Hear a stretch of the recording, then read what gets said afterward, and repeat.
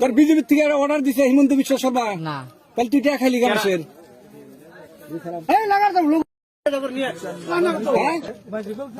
কোন বাড়ির থেকে চেয়ারম্যান হইছো হ্যাঁ কথা কস না করে না খুব দিতে তোর দাঁত লাগাই দিমু কোন বাড়ির থেকে চেয়ারম্যান হইছিস তাই কর কোন বাড়ির নাম ক বিজেপির থেকে